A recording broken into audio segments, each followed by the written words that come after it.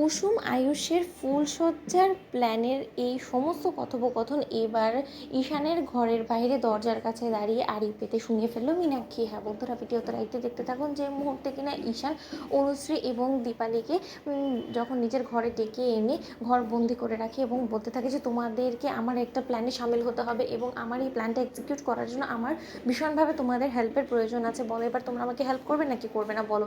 ঠিক সেই সময় কথা বলা মাত্র অনুশ্রী বলতে থাকে যে দেখো এমন কোনো প্ল্যান করো না ঈশান, যাতে করে কিনা আমাদের জন্য ভাইদা এবং কুসুমের উপরে কোনো রকম কোনো ঝড় বয়ে যায়, ওদের কোনো রকম কোনো বিপদের মুখে পড়তে হয়। ঠিক সেই সময় দীপালি যখন বলতে থাকে ঈশান বাবা তুমি তো এমনিতেই খুব ভালো করে জানো যে ম্যাডাম এখনও পর্যন্ত সেই সমস্ত কিছু বুঝে উঠতে পারছে না যে কেনই বা শঙ্করদা হঠাৎ করে এই সমস্ত তত্ত্ব নিয়ে এলো, যেমন তেমন করে সেটা ধামাচাপা দেওয়া গিয়েছে, কিন্তু এর থেকে বেশি যদি আমরা কোনো কিছু করতে চাই তাহলে হয়তো বা আমরা বিপদে পড়ে যেতে পারি। ঠিক সেই সময় ঈশান বলতে থাকে আচ্ছা ভাইদাদের বিয়েটা তো আমরা সফলভাবে দিতে পেরেছি তাই না, তাহলে ভাইদার বিয়ের পরবর্তী সমস্ত রিচুয়ালস যখন পালনই হচ্ছে তাহলে ভাত কাপড়ের অনুষ্ঠান থেকে শুরু করে সমস্তটাই পালন হোক। এবং তার থেকেও বড় কথা, ওদেরকে যার জন্য আমরা ওদের 4 হাত এক করলাম সেই জায়গাতে ওদের এখনো পর্যন্ত এক হওয়াই হলো না, ওদের তো ফুল সজ্জাটাই সম্পূর্ণ করা হলো না, সেটা নিয়েও তো আমাদের কি ভাবতে হবে, কারণ ওরা তো আর মুখ ফুটে আমাদের কাছে এই আবদারটা নিশ্চয়ই করবে না তাই না। আর আমি তো আমার ভাইটাকে দেখতে পাচ্ছি যে ও কতটা কষ্ট পাচ্ছে জাদুঘরের থেকে নিজেকে দূরে সরিয়ে রেখে, কিন্তু তা সত্ত্বেও সেই ভয়ভীতির সমস্ত কিছু কাটিয়ে হলো ওদের দুজনকে যদি এক করা যায় তাহলে আমার মনে হয় যে আর পৃথিবীর কোনো শক্তি ওদেরকে আলাদা করতে পারবে না।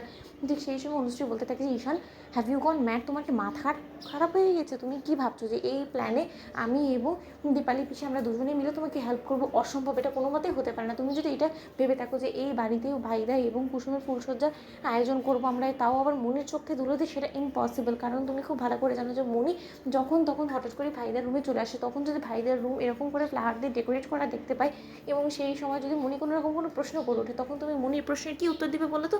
অন্যদিকে দরজা লাগানো অবস্থায় দীপালি, অনুশ্রী এবং ঈশানের আওয়াজ পাওয়া মাত্রই মীনাক্ষী যখন কিনা বাইরে দাঁড়িয়ে পড়ে এবং বলতে থাকে যে কী ব্যাপার, এই তিনজন কী ঘুষুর ঘুষুর করছে। ঈশান এবং অনুশ্রী যখন যখন কিনা স্বামী স্ত্রী, ওরা না হয় দরজা লাগিয়ে এরকম করে কথা বলতে পারে, নিজেদের মধ্যে ব্যক্তিগত কাছে থাকতেই পারে, কিন্তু সেখানে তো দীপালির কোনো কাজ থাকার কথা না। এখানে দীপালি কী করছে আমাকে একবার আড়ি পেতে শুনতে হতো কী প্ল্যান করছে, এই বাড়িতে কিছু তো একটা চলছে গরমেল। ঠিক সেই সময় মীনাক্ষী যখন কিনা শুনতে পায় যে আয়ুষ এবং কুসুমের ফুলসজ্জার আয়োজন করার কথা ভাবছে ঈশান, ঠিক সেই সময় মীনাক্ষী বলতে থাকে যে আমি ভেবেছিলাম যেটা সেটাই হয়েছে, তার মানে আমি ঠিক ছিলাম যে আয়ুষ কুসুমের সেদিন গণবিবাহের আসরে বিয়ে হয়েছে এবং ওদের ফুলসজ্জার আয়োজন করতে চলেছিস তাই না ঈশান। কিন্তু আমাকে সেটাও শুনতে হবে যে ওদের আসলে এক্স্যাক্ট প্ল্যানটা কি। ঠিক সেই সময় ঈশান বলতে থাকে যে দেখো এই বাড়িতেই হবে এবং মায়ের নাকের ডগা দিয়ে এই সমস্ত কিছু আমাদেরকে করতে হবে, তারও একটা প্ল্যান আছে। আমি খুব ভালো করে জানি যে এমনিতে আমরা চাইলে এটা হওয়া যাবে না, তার জন্য আমি ভেবেছি যে মা যখন ডিনারে বসবে তো তাহলে বাড়ির শুধু সমস্ত লোকেদের খাবারে আমরা ঘুমের ওষুধ মিশিয়ে দেবো, এতে করে প্ল্যান এক্সিকিউট করা যাবে। তো বন্ধুরা লাইক এবং শেয়ার করে সাবস্ক্রাইব করো।